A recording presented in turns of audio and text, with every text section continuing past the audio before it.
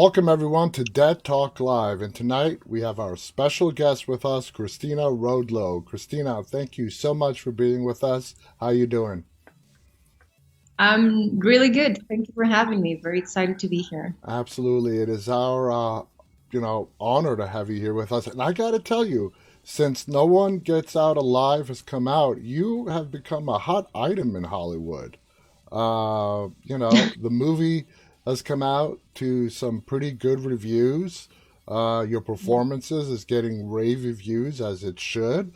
So, in the little bit over a week that it's come out, has anything changed for you? Not really. I mean, everything's pretty much the same. I'm just very excited that people are liking it as much as they are. Like I've been getting really amazing comments from all the fans, and that's really great. I mean, that's always the hope and the dream. Like people like it, and so far they are liking it. So That's hopefully it stays like that. Yeah, I saw it a while ago and I loved it. Now, you are not new to acting by any means. You've been acting in a lot of Spanish television and movies. How did the transition happen and you getting this role on a Netflix movie? Well, I've been working in the States a lot since 3 years ago. So I moved to the States after I did a movie called Miss Bala with Gina Rodriguez, directed by Catherine Harwick. And after that, pretty much my career changed. I was working in Mexico a lot, and then I did Miss Bala, and I got opportunities to cast at like really major films and shows. And after that, I got Too Old to Die Young, which was a show for Amazon Prime, directed by Nicholas Winding Refn. And then The Terror for AMC, and then 60 Whiskey for Paramount Plus, and then No One Gets Out Alive, and I another film. So yeah, I mean, for the last three and a half years, I've been working in the States a lot, which I'm very very grateful for. So, how did the role of Amber come your way? Was it just a regular, audition and you got the role? Did you have to do a lot of callbacks? No, it was a casting. It was a normal casting. I was not at that moment. I was in Mexico. I don't know why, but I was in Mexico and I couldn't be in LA when they were holding the audition. And then so I sent my self tape. And after that, Carla Hull, which is the casting director, asked me to do a callback. And again, I was not in LA, so I was like, I cannot go. And she was like, well, okay, well, let's figure it out what we can do. And so they hold the callbacks with the other actresses. And then Santiago was like, well, okay, so can I meet Christina at least and see, I mean, see her vibe? And we chat for like over an hour and a half on Skype. This was 2 years ago. It was in 2019, I think. And we clicked like instantly. We got along really well. I understood the character really well, and he loved that. And we talked about the film a lot. And he was like, well, okay, so this is not my decision, but I hope it's you. I mean, I still need to go back to the producers and everything because you're not doing a callback. It's just like, it's just me meeting you. And I'm like, well, I hope it works. And after that, like, I think it was a week, and we got the call that I got the role. That is so awesome. And they gave it to the right person. Now, Amber is a character of desperation, put into her circumstances because of her desperate situation. How did you feel about the character you were portraying? Well, I was very afraid of portray. I'm very afraid and very excited at the same time of portraying Amber because she's in the movie the whole time. You see her the whole time, and she goes through a lot. So for me, it was like I had to be very clear on how I wanted to play it because I think there's many ways things can go wrong with playing Amber. So for me, it was like, okay, I need to find moments of hope for Amber as well, because everything goes wrong for her. Hmm. Everything is like one thing after another. Nothing is right for her. So everything is like, oh my God, can you give this girl a break? Right. So so it was definitely hard, but I talked to Santiago a lot. Like before we started shooting, we went through the script, like scene by scene, like how I explained to him how I wanted to play Amber, and then he explained to me, and then we came to a middle point where we both were happy, and that was it. I mean, I wanted to be very clear and to give Amber an arc as well, because if not, it could be like, oh, okay, like it could be very tedious at a point, you know, because it's like, okay, like, well, now it's something else, right? So I did wanted to give her some layers, and I hope I did. Yes, yes. Now, the film is based on a novel uh, that takes place in Cleveland, Ohio, and it's an immigrant's view on America. Uh, the movie, it was changed up a bit. First of all, were you familiar with the novel? Did you read it when you got the part? Have you read it since? I haven't read the novel. The novel is very different to what this script is. The Hmm. novel happens in the UK. It's not about immigration. It's more about the girl having a relationship that doesn't work, and they move to a place, and I mean, they have money, but not enough money. So it's very different. So I didn't want to have any ideas on, like, based on the novel to put it on the script, because it was a completely different, like, it Yeah. wasn't a completely different story, but it was like developed differently. Hmm. So I was like, I'm just not gonna read it. And I just met Adam like a week ago. I was in London and I met him, and he's great. And he gave me the book because now they're having they're doing a new release with With the movie. the post yeah, with the movie poster on the book. So now I have that, and I'm obviously gonna read it. I can't wait to start reading it. What do you think? Did you put any, when you were doing the role, did did you put any feelings behind the role as far as immigrants in America, poverty? Amber was not documented. She had to lie and say she was an American citizen. She was basically lying her entire life. What did you do to add that layer, your own layer to that, into the role?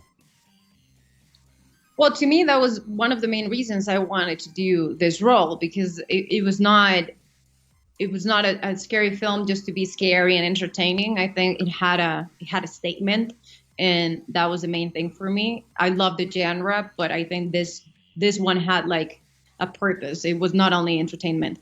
So for me, it was huge to have it right about the immigration because of everything that has happened in since forever, Hmm. really. so so I mean, and me being an immigrant as well. I mean, I come from Mexico. I've been in the States for the last 3 years, but I moved to the States when I was 18 to study acting.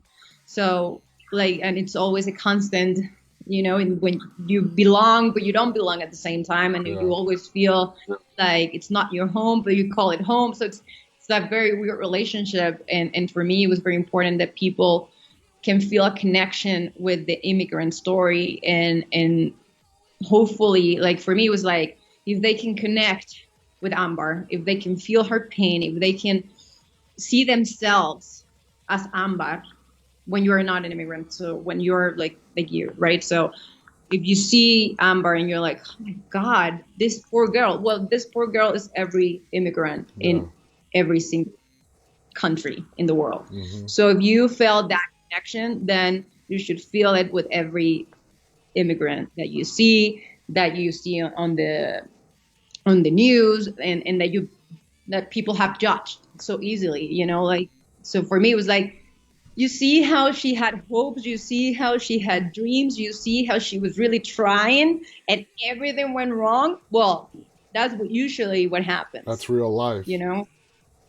Yeah. Exactly. Now there was, I mean, one of the biggest things with your character is you are haunted by your mom that passed away in the film.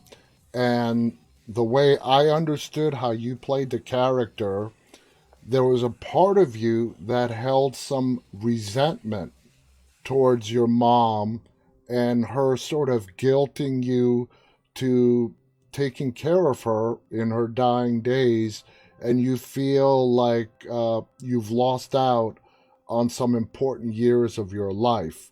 That was the impression I got for how you played Amber in regards to your mom on the movie. Is that what you were going for? Yeah, 100%. I mean, and she feels guilty to have this resentment at the same time, because she decided to stay. No one forced her to stay. Mm-hmm. So like the background that I did on Amber is like she's been like with her mom for the last 6, 7 years. So she hadn't had a life. She hasn't had a life since 6 years, 7 years ago. She doesn't have any friends.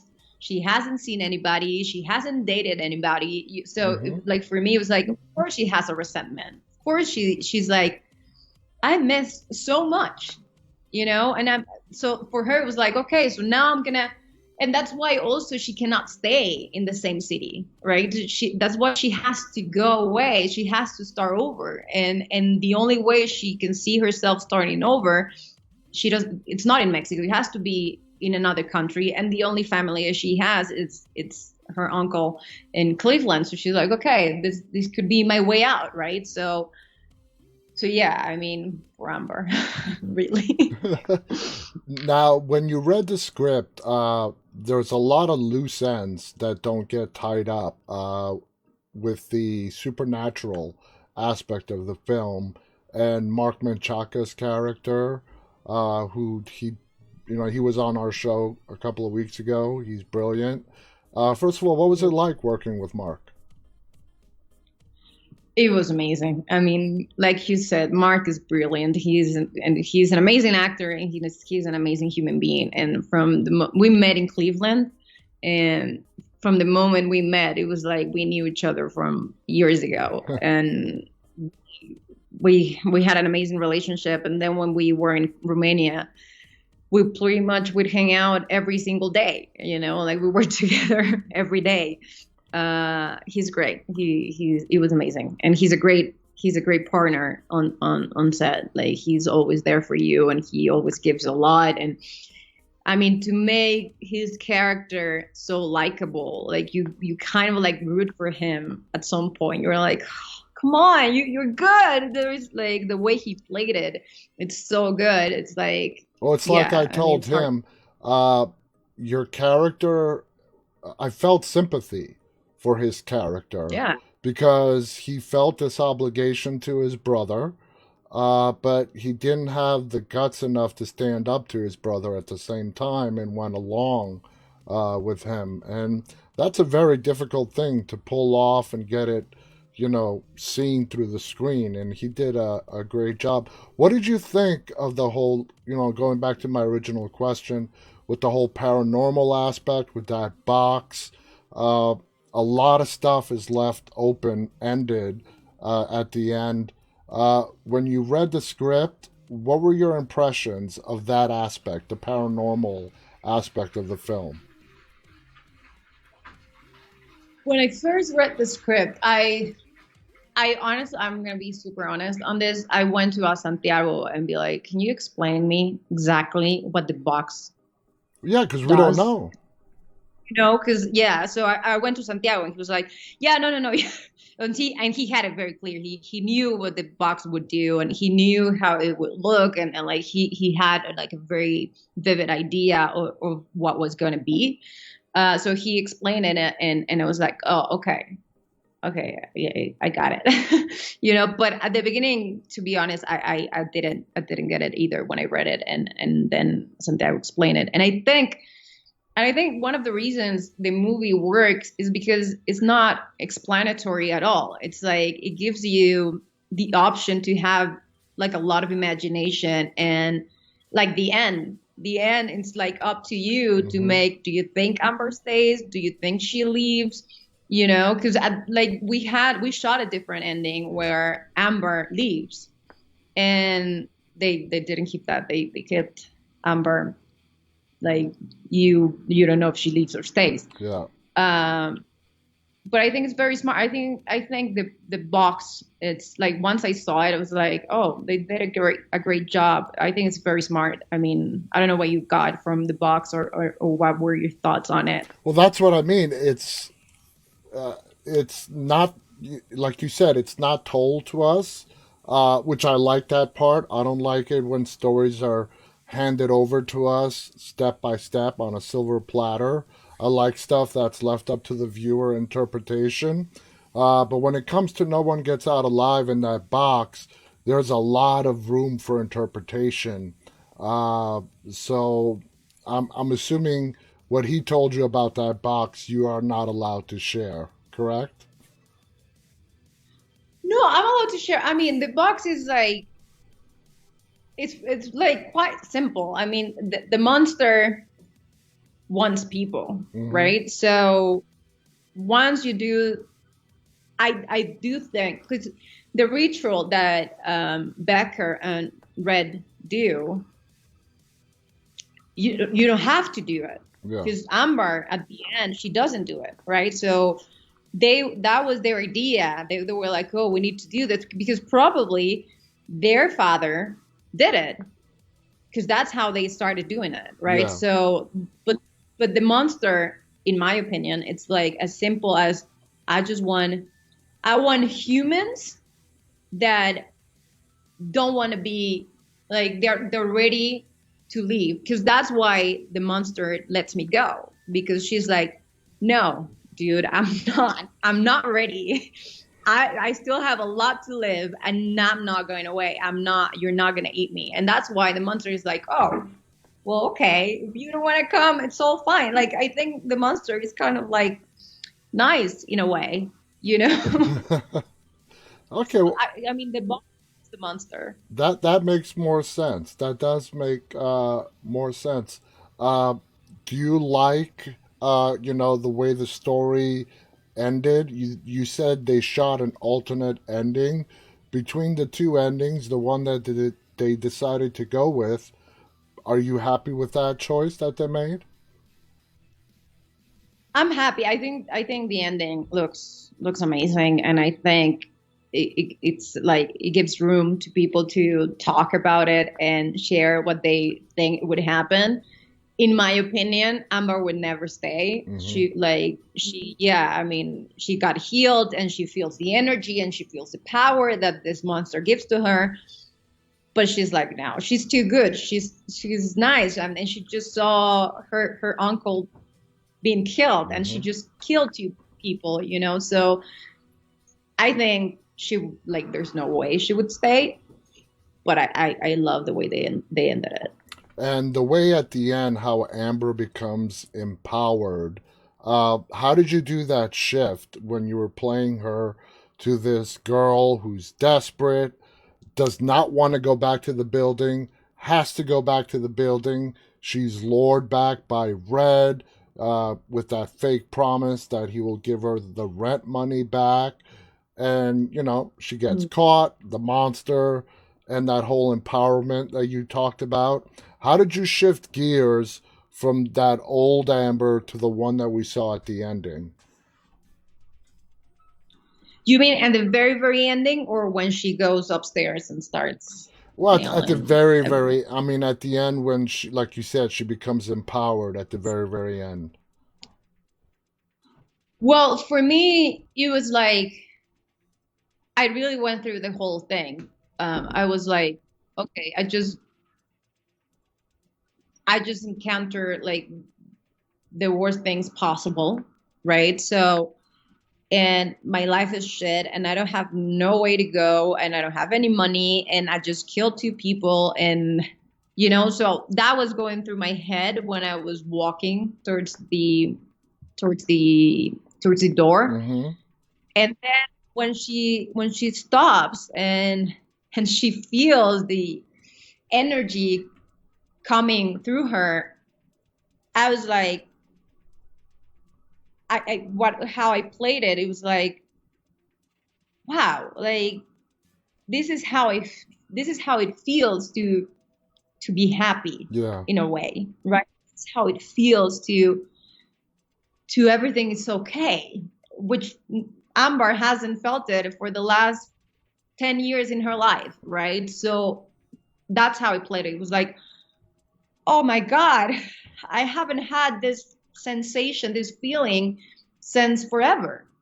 So, Would you say so that, yeah, would you say that experience helped with Amber's own demons and her guilt and resentment towards her mother? The whole experience she had to go through in that building, and having to do what she had to do to stay alive, was it what she needed to do to finally put that chapter with her mom, the guilt, the resentment behind her? 100%. Yeah, that, I mean, yes, 100%. Because the scene when she kills her mom, I mean, it's a dream, but Mm-hmm. that's that's when she finally closes the doors. That's when she finally closes the chapter. She's like, it's not happening anymore. It's not, you're not, but not to her mom. And she's saying it to the world in general. I mean, we see it to her mom, but like, I think she's saying it to the whole world. It's like, you're not ruining my life. I still have an opportunity. I'm still young. I'm still going to fight for this. I'm still going to fight for my dreams. And yeah, that's when she definitely closes like that chapter. Now, by the end of filming, did you find yourself attached to the character of Amber, where you were sad that you were done, everything had wrapped? As you were shooting, did you, as you got more and more into the character, did you feel a personal attachment to Amber? No, I was exhausted when we finished shooting, to be honest. Because I mean, I was on every scene. I didn't have a day off, right? So we shot for 2 months nonstop, Wow, 2 months. and yeah, so I was definitely exhausted. I was like, okay, I'm happy to put Amber aside, like close Amber for a bit and just take a break. And that's what I did. I mean, I came home and I just took a You break think and relaxed. throughout the 2 months of shooting, as it was progressing, uh, were you growing more and more comfortable in playing Amber? Was she becoming a part of you? Are there any similarities between Christina and Amber? None, None. not at all. I left home when I was 18, so I didn't stay to, like no, none. I went to pursue my dreams when I was 18, and like no one would stop me for that and from that. And no, there was no, I mean, the only similarity is that I made my character from the north. I'm from the north of Mexico as well, and we're both Mexicans, and we both want to be in a country that is not our country. So those are the similarities, but other than that, we're very, very different. Okay, that's and I mean, like I said, watching you play Amber, I mean, convincing, I mean, is the best word that comes to mind right now. It was just, you were very, very convincing in that character. Amber had such a big heart. We saw that in the building. She wanted to help people who were in need. And then, we see Becker, who's a lunatic, Red, who's caught in the middle. Uh, so, would you say this has been one of the more physically exhausting roles that you've ever had to do?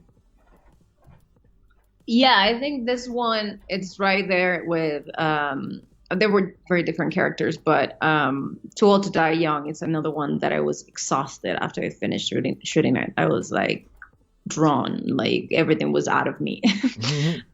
That has been the most exhausting one.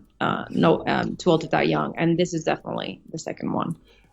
Since being in the States and starting to do all these other movies in America, what would you say is some of the biggest differences in shooting in Mexico as opposed to doing American productions? The budget. Yeah. That's the only. That's the only difference. I mean, other than that, it's the same thing, but the budget is a huge difference. So, I mean, the money that American productions have, it's like it's huge compared to what Mexico has. I mean, that's the reality, and it's a very sad reality because it's the same platforms, and that come here and spend like way less money than they spend in the U.S. How big are you in Mexico? I mean, are you a very recognizable face and a name down there? That's such a weird question to I answer. know I should be Uh, asking somebody else, but hey, I've got you, yeah, so why not ask pretty you? I mean, I don't know. I'm very Do you get stopped? the thing for sometimes I do. It depends if I have a project out, like playing. It obviously the people recognize you more. But I mean, and it's just hard to answer that question. Okay, all right, we'll skip it. We'll skip it. Uh, do you think No One Gets Out Alive gives a good representation of undocumented immigrants in America? I think it does a really good job of showing how hard it is for an immigrant to come to the States and try to make a living, and the things that they have to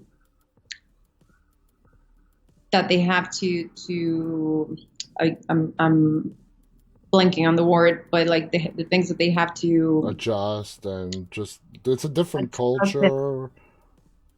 Well, yeah, it's a very different culture and it's a different language, and they come here to the States trying to have a better life, and like Amber working at this place, like it's horrible, and Hmm. she's making shitty money, Hmm. right? It's a But that shitty sweatshop. money, Yeah, it's a sweatshop. yeah, but the shitty money that she's making is better than the money she would make in Mexico. That's a So sad that what reality. happens to Yeah. immigrants, right? So it's like that's how bad it is in our countries.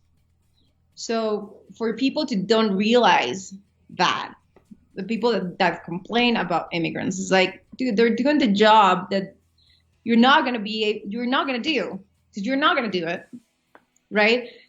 And they're doing it happily because they know that this, as shit as it could be, it's better than whatever they can have in their own country. Yep. That's a sad. So yeah, I think No One Gets Out Alive does a really good job also I think it's still a horror movie, and it doesn't fully shows the immigration theme as a whole, right? It, Yeah. it only touches it a little bit. But I think it's a really good start for sure. So, what do you think? Since you brought up horror, let's talk a little bit about horror. Are you a horror fan? Before you even did this movie, I'm a huge horror fan. Yes, I'm such a horror fan. Yeah. did before No One Gets Out Alive? Had you done any horror before that? Yeah, I did the Terror for AMC, which is a limited series an anthology series on AMC, and I think right now it's on Hulu. That was horror, and then before that, I did a film in Mexico that it hasn't come out, which is also a horror film. Uh, so, being a horror fan and getting to act in them, does it take away some of the mystique as a horror fan for you? Like seeing exactly how these scary movies are made, or does it hype it up even more? I think being an actor, they, I mean, it takes out the mistake of watching any film.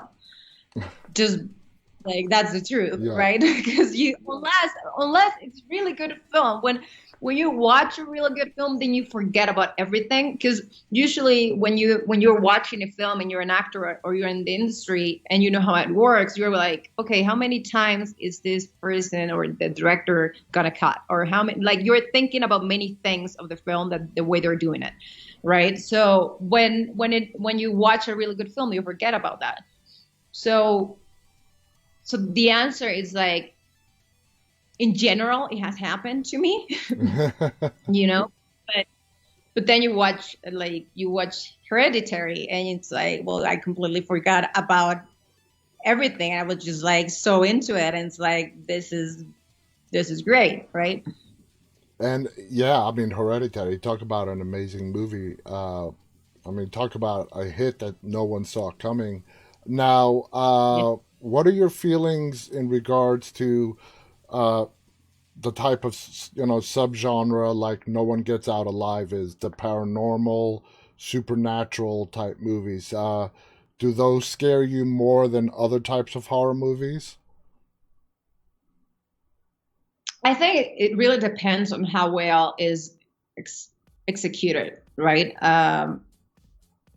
It I think like the movies that scares me the most are thrillers, I guess. Because Hmm. when you watch a horror film, usually you know what's gonna happen. Usually you're like, oh, I know it's gonna go here and here and here. Like it's gonna go through here, and this is gonna happen, because that's the way it works. But I think when you watch a thriller, it's when you are like, oh, I don't know what's gonna happen, right? When it's a good thriller, obviously. But I think thrillers are the ones that scares me the most. Now, the whole cast of this movie seems to, from your description and talking to Mark, it was a good tight bond that you guys had on set. Good chemistry. Is Would you describe it the same way? Everybody got along. The chemistry was great on set and helped making the movie that much easier. 100%. We all got along. We all like had an amazing relationship. And also we were all very grateful to be working during a pandemic, right? So Hmm. when everybody was at home waiting to see what was going to happen, we were in Romania shooting a film. So I mean, we were like, this is great, and let's make it great, and let's make it work. And like I said, like literally we would be hanging out pretty much every day. I mean, I was shooting, and then unless I was like super exhausted after shooting, but usually after shooting, I would like call them and be like, guys, let's go out and have dinner, and like, or they would call me and they were like, we are here, come here after shoot, you know. So yeah, we had a great relationship, and that made it obviously so much easier, because you're away from home for 2 months and no one can visit you because it's a pandemic, so no one Hmm. can come to set, and no one even could come to Romania, right? Because the borders were closed. So it was Exactly. really nice. Yeah, that we had that bonding. So, like you said, you're in every scene of this movie. Is that your first experience doing something like that, being in the lead role and being literally in every scene of the movie? I mean, being the lead role, I've had lead roles in the U.S. and in Mexico, and I've had films in Mexico where I'm like actually the film that hasn't come out, the scary one, the horror one, I'm on every frame as well. So this was my second one big film that I was on every frame of the film, So how and it's all scary. so how is that different from obviously with the more work, but having to carry a film through every scene? I mean, explain to us as an actor what that entails, the amount of responsibility that you as an actor might feel on your shoulders. That the movie is basically relying solely on myself. Does that put an added pressure on you?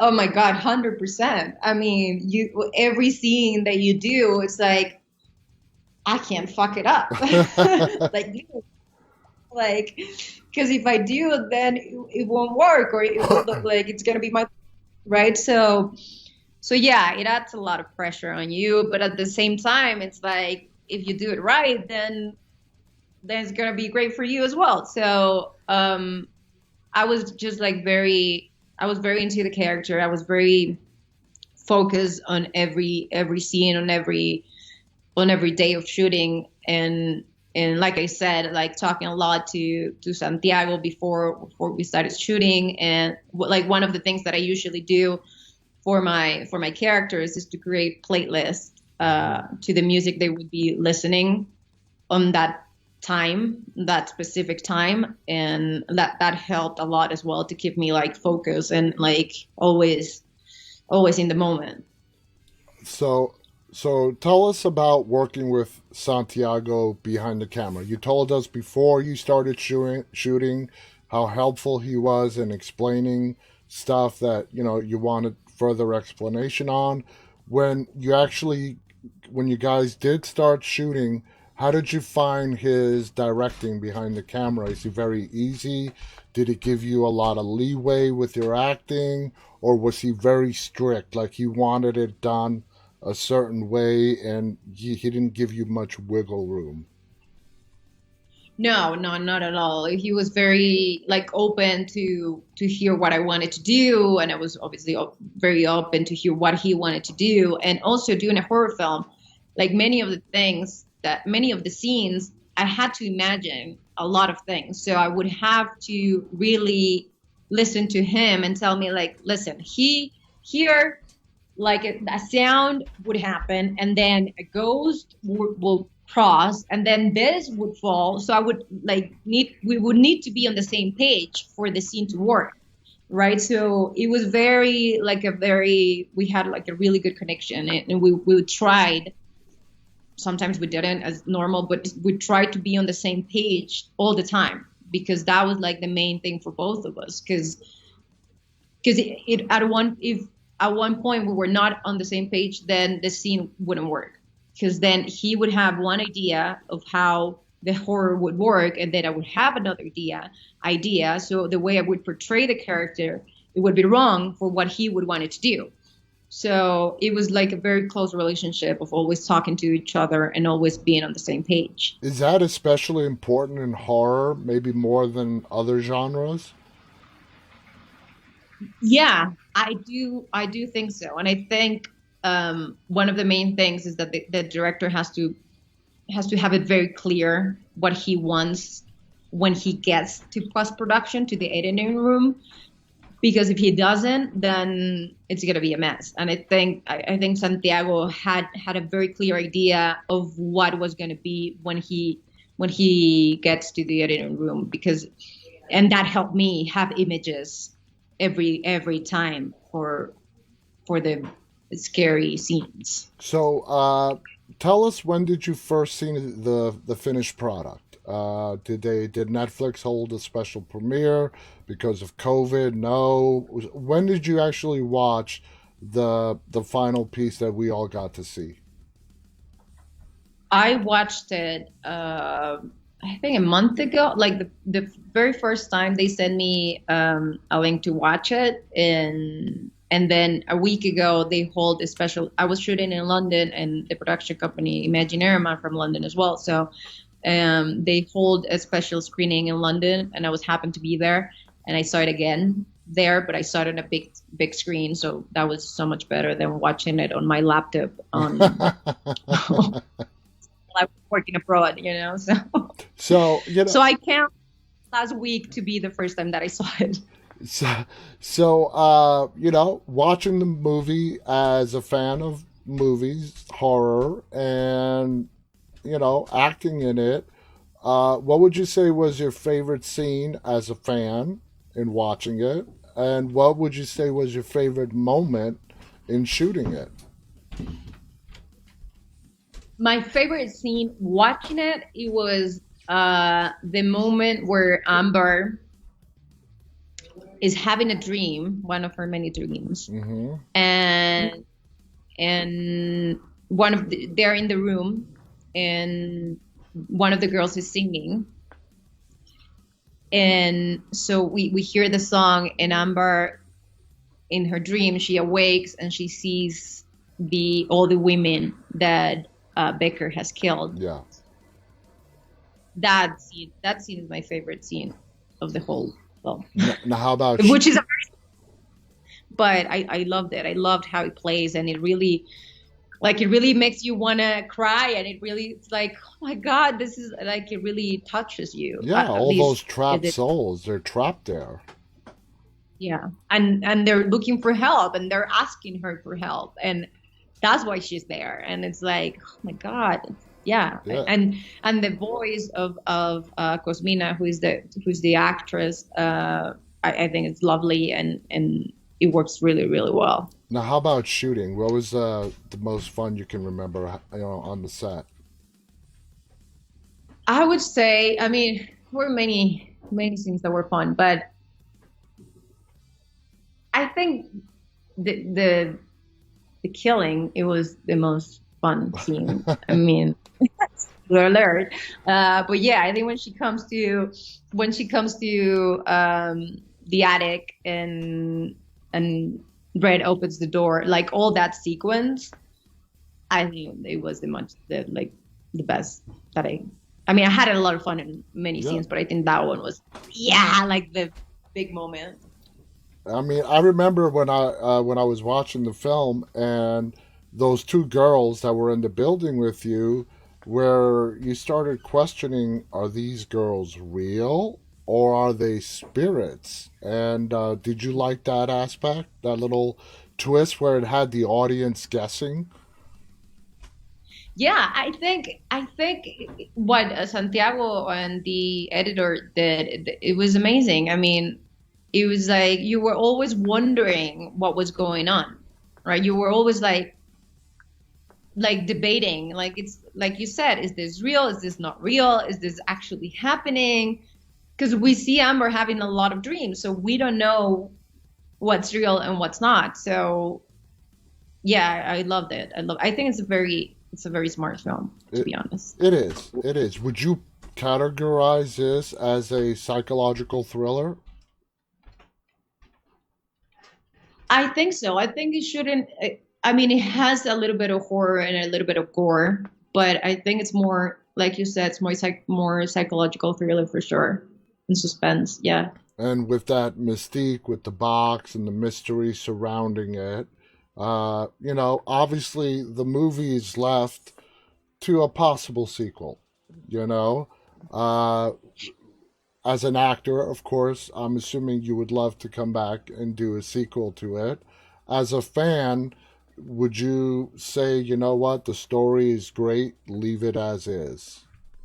Would you like, as a fan, would you like to see a sequel and a continuation of the story and that box to give us more background? Like I said to Will, one of the producers, um, as an actor and as a fan of horror, I would love to see a sequel 20 years from now. Like I wouldn't go back. Like I don't want to go back and do another horror film. I need a break, because it's very draining. So, but yeah, I think 20 years from now, or 10, not 20, but like 10 years from now, it would be a great sequel to see, like, because I think she wouldn't stay, but I think the box would follow her. And like 10 years from now, where is Amber? What happened to her life? And see how the box is still there, or like following her and hunting her. I think And that would be great. yeah, and also great to see, how is she after those events? I mean, I'm sure she's dealing with some kind of post traumatic syndrome after having to experience all of that. Moving forward in your career, uh, do you like to, keep doing the broad spectrum of things as an actress and not be boxed into horror or any particular character or genre, and just feel free to go out and explore everything you could possibly do?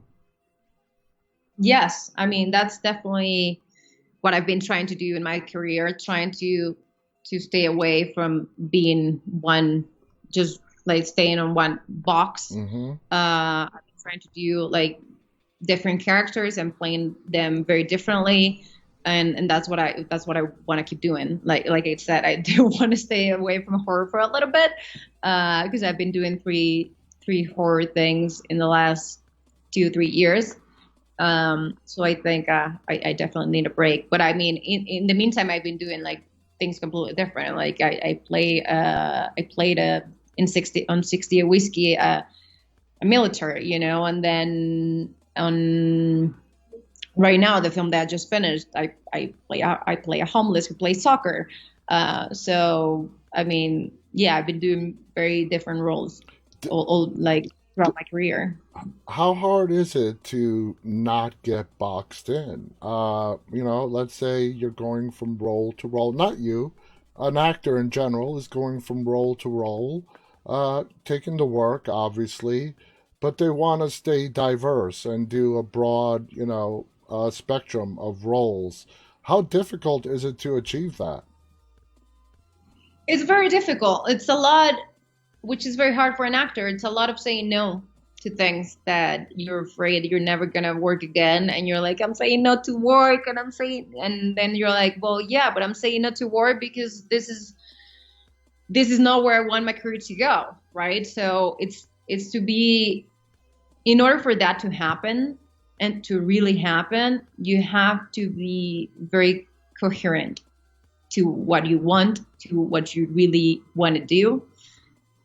And that's what I've been trying to do throughout my career since I started it. I've been on this for 11 years, so that's what I've been doing, and I think it's paying off for sure. I got to tell you, Christina, I've interviewed a lot of actors, filmmakers, and uh, man, I got to tell you this from what you said earlier in this interview about leaving home at 18 because you were going to pursue your dream. Uh, I got to, you just have this passion that just comes through and just talking to you with acting.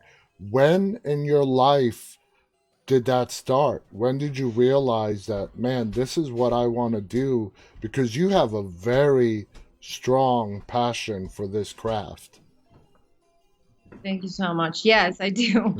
It started very young. It started when I was 11 or 12 years old. I took my first theater class in school, and the class was super simple. The teacher asked us to just lay on the ground, and she put some music, and she told us to breathe through the music. And that was it. That was the class for 50 minutes. And I got out of the class and I was like, I want to do this for the rest of my life. This is what I want to do. So I went to tell my parents that I wanted to be an actress, and they laughed at me, obviously. They were like, yeah, right. Now who's But laughing? yeah, but every year I told them, like, I'm going to be an actress and I'm going to go to New York and study. And they were like, yeah, right. Of course. Sure. Is that That's going to, where you studied? You studied in New York? I studied in New York. Yeah. The dream came true. It Yeah. did. It did. And how do you feel New York uh, gave you the advantage when it came to, I don't know what school you went to or workshops you took in New York, but how vital would you say studying in New York was to your career? Oh, huge. I went to a conservatory training, the American Musical and Dramatic Academy, and it changed my life completely. I mean, because I come from Mexico, and in Mexico we don't have like you guys have in the States, where theater is huge, even in a public school. Like in Mexico, it's not. It doesn't work like that. We don't have Hmm. theater, and even on a private school, we don't. In mine, we had, but I was lucky to had it for those 3 years. But it was very weird. Like we never had a play. Like we never did a play or anything. So it's different. And for an 18-year-old to be for the first time by herself in New York, living her dream. I mean, obviously learning from amazing teachers, and it was like, well, yeah, it changed my life, and it made me obviously a better actor for sure. I mean, I really believe that having training helps a lot to become a better actor. I know many actors say the opposite, and they're great as well. But for me, it definitely helped me to become a better actor to have training. Now, if you, And the training that New York gives you, it's even it's even like bigger just Yeah, by the city, not talking about the school or anything, just by being in the city. It's like, oh my God. yeah, yeah. Going, looking ahead in your career, uh, do you have any desire down the line to explore maybe writing, directing, producing, any of that? 100%. Yeah, that's on the next step. Like short future for sure. Yeah, writing. I'm writing, and I want to direct, and obviously produce like my own projects. Yes, yes, That 100%. that is awesome. We're pretty much out of time, Christina. I got to tell you, I mean, like I said, I've talked to a lot of people. You have this passion that just comes through, and it's. I think it's great. And to talk to somebody who loves the craft the way you do, it's amazing. And just looking at the what the people are saying, they love you. So, thank you so much for being Thank you. our guest. What should we be on the lookout for you coming out in the near future? Well, I just did a film called The Beautiful Game. That's for Netflix as well. That'll be coming out by mid of next year. So definitely for that one, and hopefully the film that I did in Mexico, the scary one, will come out soon. So that one as well. Is the one that you did in Mexico, is that going to be released in the United States as well? Hopefully, it could go to a platform or like movie release, like theater released. But I definitely will let you know if that happens. Awesome, awesome. Christina, again, thank you so much. It's been an honor talking to you. Any final thoughts you want to share before we go? Well, thank you for having me. It's been great to talk to you too. I've had so much fun. Really, thank It you. was a Thank you lot for of listening fun. It was a as lot of well. fun. Thank you. And, and for the people who hasn't seen the film, go on Netflix and watch No One Gets Out Alive. Yes, guys, please do. It's on Netflix. It came out September 29th, correct? Yeah, just Yeah. a week ago. Yeah, it's just been out for a little over a week, if not even a week. It's a week today, I think. A week. Check it out. It's called No One Gets Out Alive. It's a paranormal, supernatural, psychological thriller, horror. It has a great character, great storytelling, and you won't regret it. Christina, of course, is the star. Mark Menchaca is her co-star. I mean, what more can you ask for? Thank you to Christina. Thank you to all of our viewers for tuning in. Until next time, stay safe. And we're not going to be back on the air again until next Tuesday. We're going to New York Comic Con tomorrow, so we'll be back at you October 12th, Tuesday, October 12th. So thank you. Stay safe. And until next time, stay walking. Good night. Thank you guys. Good night.